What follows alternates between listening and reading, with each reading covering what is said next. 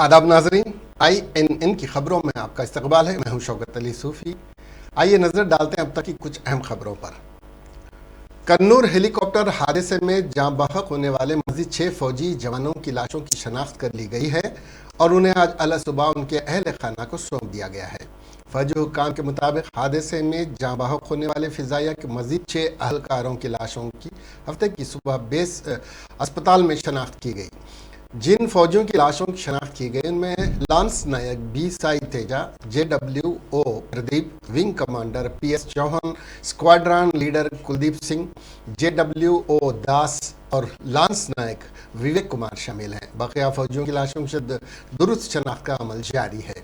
सभी फौजी हलकारों की लाशें फिजाइया के खुसूसी तैयारों के जरिए उनके आबाई इलाकों को रवाना की जाएंगी, जहाँ फौजी एजाज के साथ उनकी आखिरी रसूमात अदा की जाएंगी। आबाई मुकामात पर ले जाने से कबल बेस अस्पताल में इन सभी फौजी अहलकारों को खिराज क़ीदत पेश किया जाएगा। JWO प्रदीप का जसद खाकी सुबह 11 बजे सिल्लूर पहुंचेगा। विंग कमांडर चौहान का जसद खाकी सुबह 9:45 बजे आगरा पहुंचेगा। JWO दास का जसद खाकी सुबह 1 बजे भुवनेश्वर पहुंचेगा। स्क्वाड्रन लीडर कुलदीप सिंह का जसद खाकी 12:30 बजे पहुंच गया और लांस नायक विवेक कुमार का जसद खाकी सुबह 10:30 बजे गुलगुल ले जाया गया। मुल्क के पहले chief of defence staff general Bipin Rawat, उनकी अहलिया मधुलिका रावत और 11 दीगर फौजी अहलकारों की बुध के रोज कन्नूर में फिजाइया के एक MI-17 हेलीकॉप्टर के हादसे में मौत हो गई थी। हादसे में जख्मी फौजी फिजाइया के ग्रुप कैप्टन वरुण सिंह बेंगलुरु के कमांड अस्पताल में ज़ेर इलाज है, जहां उनकी हालत नाजुक लेकिन मुस्तहकम बताई जा रही है। गुरुग्राम हरियाणा के वजीर आला मनोहर लाल खट्टर ने जुमा को कहा कि अवामी मुकामात पर नमाज अदा करना बर्दाश्त नहीं किया जाएगा। मीडिया के नुमाइंदों को ब्रीफिंग देते हुए वजीर आला ने कहा है कि मैंने पुलिस से कहा है कि वो इस मसले को हल करे। लोगों को मुकर्ररा जगहों पर नमाज या पूजा करने में कोई मसला नहीं है। मजहबी मुकामात उसके लिए मुख्तस किए गए हैं, लेकिन खुली जगहों पर नमाज पढ़ने का अमल बर्दाश्त नहीं किया जाएगा। मसला खुश असलूबी से हल किया जाएगा। उन्होंने कहा है कि उनके पास कुछ ज़मीनें हैं जहां की इजाज़त दी जानी चाहिए। हम देखेंगे कि क्या वक्फ की कोई ज़मीन है जिस पर कब्ज़ा किया गया है ताकि उसे दस्तयाब कराया जा सके। लोग अपने घरों पर नमाज पढ़ सकते हैं, लेकिन उसे खुली जगहों पर करना चाहिए। तनाज़ात पैदा हो सकते हैं। लोगों के हुकूक में कोई मदाखलत नहीं होनी चाहिए, लेकिन ज़बरदस्ती कुछ करना बर्दाश्त नहीं किया जाएगा। नवंबर के शुरू में गुरुग्राम इंतज़ामिया ने 37 में से 8 जगहों पर नमाज अदा करने की इजाज़त वापस ले ली थी। ज़िला इंतज़ामिया के एक सरकारी बयान के मुताबिक मुकामी लोग और रेसिडेंट वेलफेयर एसोसिएशन के एतराज़ के बाद इजाज़त मनसूख कर दी गई है।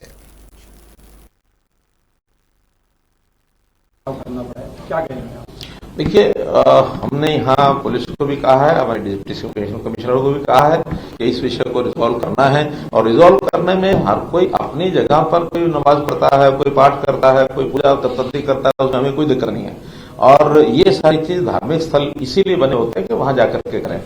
खुले में ऐसा कार्यक्रम नहीं होना चाहिए। ये नमाज पढ़ने की जो प्रथा यहाँ खुले में हुई है, ये कतई भी सह नहीं की जाएगी, लेकिन इसमें से उन साथ बैठ करके एमिकेबल सोल्यूशन निकाला जाएगा। उन्होंने भी कहा कि बहुत सी हमारे पास जमीनें हैं जहां हमें अनुमति दी जाए, या कुछ जमीनें ऐसी हैं जो उनकी अपनी जमीन होगी या वक्फ की होगी, उसमें कहीं अनक्रोच्ड एरिया है, वो भी कैसे उनको उपलब्ध कराया जा सके। और या फिर अपने घर में नमाज पढ़े, खुले में नमाज पढ़ करके। और ये आपसी टकराव भी है, नहीं होना चाहिए। इसको किसी यानी हालत में टकराव नहीं होने देंगे। कुछ बैठ करके बातचीत करके आपस में फैसला भी किया था, लेकिन वो फैसला भी कई स्थान जो ऑब्जर्व कर दिए गए थे उसको हमने वापस ले लिया है। अब नए सिरे से सारी बातचीत करके और उनको उनके हिसाब से यानी सबको फैसिलिटी मिले, कोई किसी के अधिकारों में हस्तक्षेप न करे, लेकिन जबरदस्ती वो किसी को नहीं करे। चीफ मिनिस्टर के चंद्रशेखर राव ने रियासत के किसानों को रैतु बंधु स्कीम के तहत फराहम की जाने वाली फी मौसम फी एकड़ 5,000 रुपये की इमदाद फराहम करने की ज़रा के मुताबिक 15 दिसंबर से जारी करने की हिदायत दी। इस सिलसिले में चीफ मिनिस्टर के चंद्रशेखर राव बहुत जल्द 7,500 करोड़ रुपये जारी कर देंगे। रियासती वज़ीर दाखिला मोहम्मद महमूद अली ने उर्दू सहीफ़ा निगारों के साथ रवां रखे गए अहदेदारों के रवैये पर इजहार तासुफ़ करते हुए कहा कि हुकूमत तेलंगाना वज़ीर आला के चंद्रशेखर राव की सरपरस्ती में اردو صحیفہ نگاروں کے ساتھ مکمل انصاف کرے گی. صدر نشین میڈیا اکیڈمی علم نارائنا نے ریاستی اور ضلعی سطح پر میڈیا ایکریڈیشن کمیٹیوں میں اردو زبان کو نمائندگی دینے کی وکالت کرتے ہوئے کہا کہ میڈیا اکیڈمی اردو صحیفہ نگاروں کو عصری ٹیکنالوجی سے ہم آہنگ کرنے کے لیے مولانا آزاد نیشنل اردو یونیورسٹی کے تعاون سے تربیت فراہم کرے گی. Telangana Urdu working journalist federation کے سالانہ ایوارڈ تقریب سے خطاب کرتے ہوئے صدر انڈین جرنلسٹ یونین کے سرینواس ریڈی، سید عمر جلیل کمشنر انٹرمیڈیٹ ایجوکیشن اور دوسروں نے کہا کہ اردو زبان اور صحافت سے ماندانہ رویہ پر حکومت کی توجہ مبذول کرنے کی ضرورت ہے.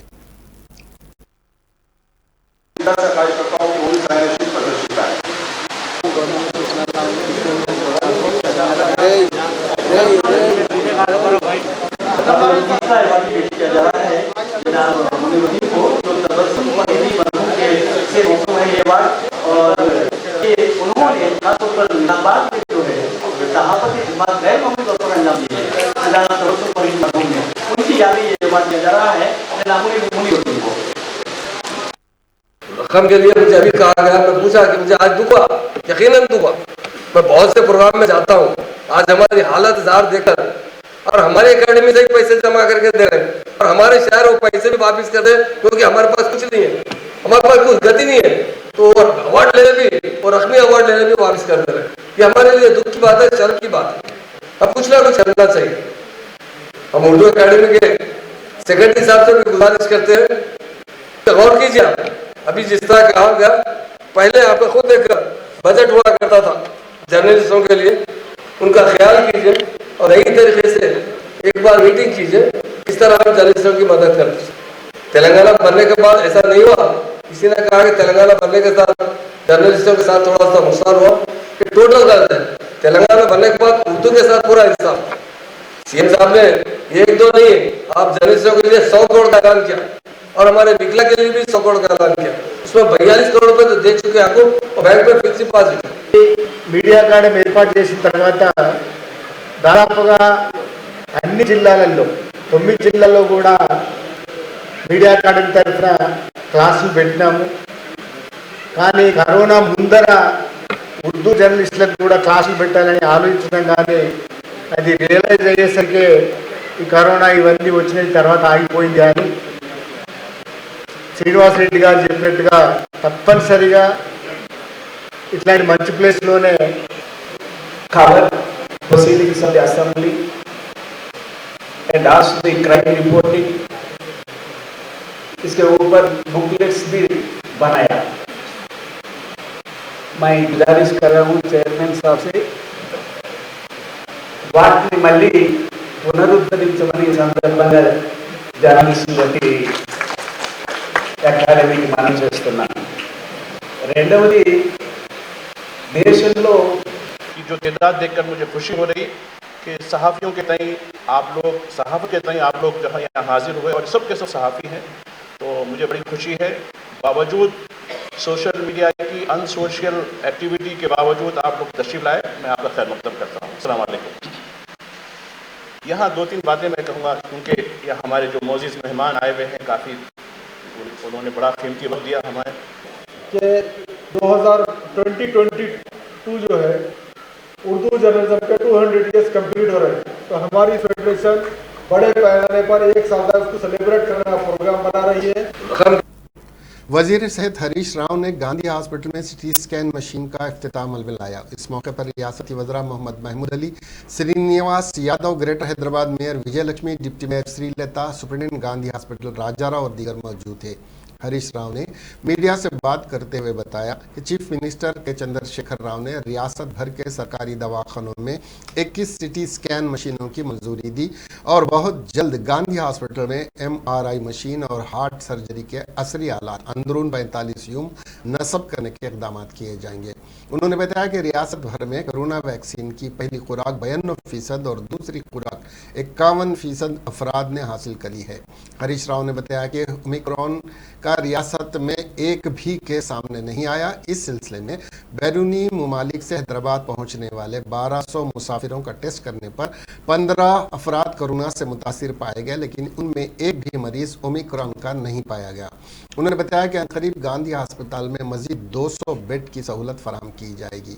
हरीश राव ने रियासत और ग्रेटर हैदराबाद की आवाम से अपील की कि वो मास्क के इस्तेमाल को अपनी ज़िंदगी का हिस्सा बना ले और जो अफराद अब तक कोरोना वैक्सीन नहीं लिए वो फौरी तौर पर वैक्सीन ले लें। ఈరోజు గాంధీ ఆసుపత్రిలో సిటీ స్కాన్ మిషన్ను ప్రారంభించడం జరిగింది. చాలా రోజుల నుంచి కూడా సిటీ స్కాన్ తొందరగా ఇక్కడ ఏర్పాటు కావాలనే డిమాండ్ ఉండేది. అత్యవసర పరిస్థితుల్లో యాక్సిడెంట్ కేసెస్లో ముఖ్యంగా సిటీ స్కాన్ యొక్క అవసరం చాలా ఎక్కువగా ఉంది.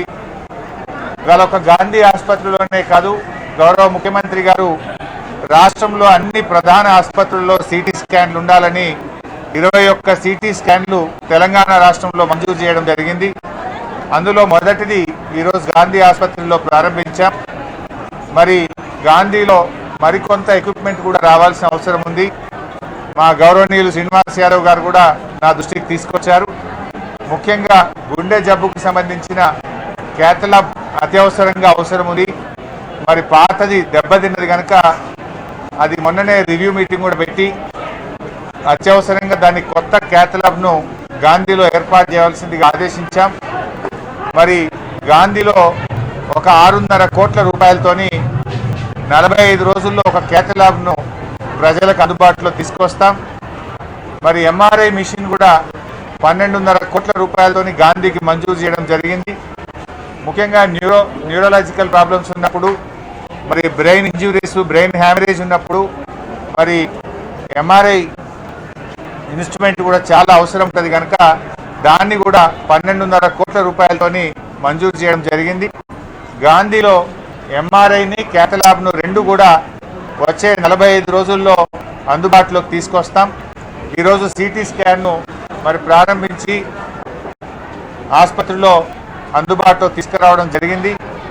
అంతేకాకుండా గాంధీ ఆసుపత్రి ఇంతకుముందే మంత్రి గారు చెప్పినట్టు ఇది చాలా ప్రెస్టీజియస్ హాస్పిటల్. మరి మొన్న కోవిడ్లో కూడా చాలా అద్భుతంగా సేవలు అంది.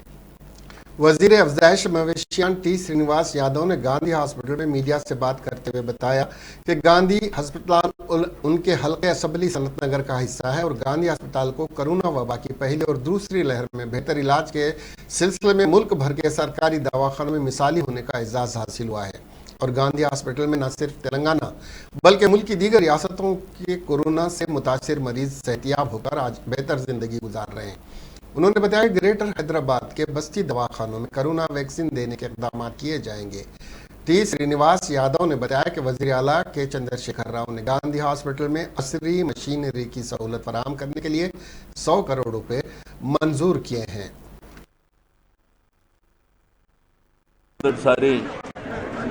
గాంధీ హాస్పిటల్కు విజిట్కు వచ్చినటువంటి హరీష్ అన్నకు స్వాగతం. గౌరవ హోంమంత్రి గారు, మేయర్ గారు, కలెక్టర్ గారికి, డిఎంఐ గారు, అదేవిధంగా ప్రతాప్ రెడ్డి గారు, పాత్రికేయ మిత్రులకు అందరికీ నమస్కారం. మరి ఈరోజు సిటీ స్కాన్ ఇనాగ్రేషన్ కార్యక్రమానికి వెంచేసినటువంటి హరీష్ అన్న, ఈరోజు హరీష్ అన్నకు ఇది ఒక నా నియోజకవర్గం, ఇది సనత్ నగర్ నియోజకవర్గం అన్న. ఈరోజు ఒక ప్రెస్టీజియస్ హాస్పిటల్, మరి ఎంతో కష్టపడి ఈ హాస్పిటల్ ఇక్కడికి రావడం జరిగింది. ఈరోజు దేశంలోనే ల్యాండ్ మార్క్గా ఉన్నటువంటి హాస్పిటల్. మరి తెలంగాణ రాష్ట్ర ప్రభుత్వం ఏర్పాటైన తర్వాత ఈరోజు గౌరవ ముఖ్యమంత్రి గారి ఆధ్వర్యంలో మరి ఒక హాస్పిటల్ ప్రత్యేకతను దృష్టిలో ఉంచుకొని కరోనా వైరస్లో ఈరోజు ప్రైవేట్ హాస్పిటల్స్ కూడా కరోనా పేషెంట్స్ని తీసుకున్న సందర్భంలో కూడా మరి గాంధీ హాస్పిటల్ చేసినటువంటి సేవలు, మరి విశేషమైనటువంటి సేవలు అందించడం జరిగింది. కాబట్టి ఈరోజు యావత్ భారతదేశంలో కరోనా పేషెంట్స్ కూడా care of address Gandhi hospital అయింది. అంటే మన హైదరాబాదు మన రాష్ట్రమే కాకుండా వేరే రాష్ట్రాల నుంచి కూడా వచ్చి ఇక్కడ జాయిన్ అయినటువంటిది నేను ఈ సందర్భంగా తెలియజేస్తా ఉన్నాను. మరి దీని తర్వాత ఇంకా చాలా అంశాలు ఉన్నాయి ఈ హాస్పిటల్కు సంబంధించి. నేను మంత్రి గారితో తర్వాత మాట్లాడడం జరుగుతుంది.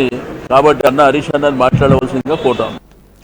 टीआरएस रुकन असेंबली व गवर्नमेंट विप बालका सुमन ने मीडिया से बात करते हुए बताया कि चीफ मिनिस्टर के चंद्रशेखर राव ने संगारेनी कॉलोनीज के 4 ब्लॉक के हराज को रोकने के सिलसिले में एक मकतूब वजीर आजम नरेंद्र मोदी को रवाना किया और रियासत की हुकूमत संगारेनी कॉलोनीज वर्कर्स की जानवी हड़ताल की मुकम्मल तायद करती है और टीआरएस हुकूमत संगारेनी कॉलोनीज वर्कर्स के तहफ़्फ़ुज़ के लिए संजीदगी के साथ इक़दाम कर रही है।